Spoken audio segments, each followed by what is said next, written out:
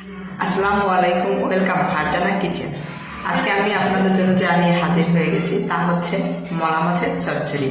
এজন্য যা যা লাগবে তা হচ্ছে মলা মাছ, আলু লম্বা করে কাটা একটা ছোট আলু, বেগুন লম্বা করে কাটা, পেঁয়াজ বাটা, আদা বাটা, রসুন বাটা, হলুদের গুঁড়া, মরিচের গুঁড়া, জিরার গুঁড়া, আস্তে একটা বড় পেঁয়াজ কুচি করে কাটা আর 10টা কাঁচামরিচ ফাঁকি করা, আর লবণ স্বাদ মতো, পরিমাণ মতো তেল। আমি এখন রান্না শুরু করবো। এর জন্য প্রথমে চুলে একটা কড়াই বসে এর মধ্যে দিয়ে দিচ্ছি ছোট মাছ, তারপর দিচ্ছি আলু লম্বা লম্বা করে কাটা, ছোট্ট একটা আলু, তারপর দিচ্ছি একটা বেগুন লম্বা করে, এটাও লম্বা করে কাটা,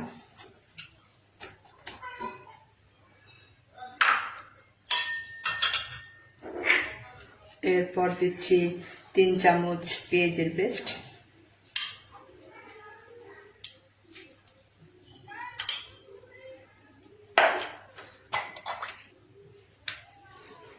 হাফ চামচ আদার পেস্ট,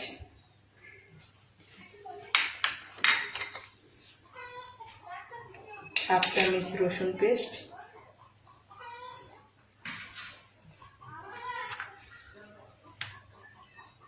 এক চামচ মরিচের গুঁড়া, হাফ চামচ জিরের গুঁড়ো, হাফ চামচ হলুদের গুঁড়ো, বেশি দিলাম, আর এখানে আস্ত একটা বড় পেঁয়াজ কুচি করে রাখা আছে, সেটাও দিয়ে দিলাম।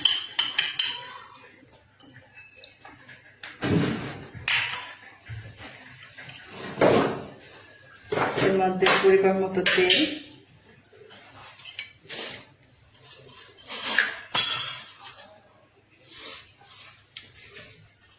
পরিমাণ মতো লবণ,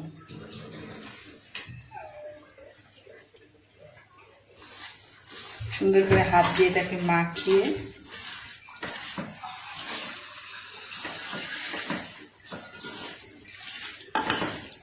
হাত দিয়ে সুন্দর করে মাখিয়ে দিলে রান্নাটা অনেক সুন্দর হয়, খেতে খুব ভালো লাগবে।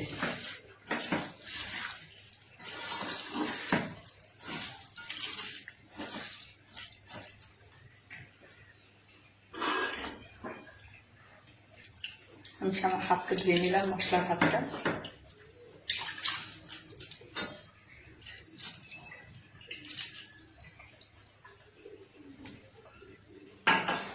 এখন চুলার আঁচটা মিডিয়াম টু লোতে রেখে রান্না করবো।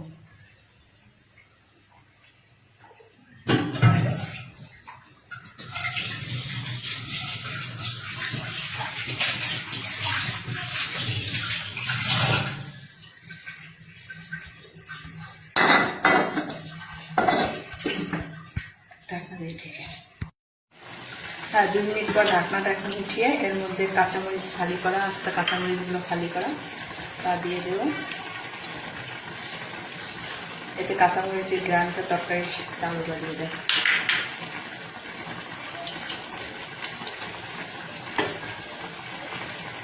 এভাবে 3 থেকে 4 মিনিট নেড়ে চেড়ে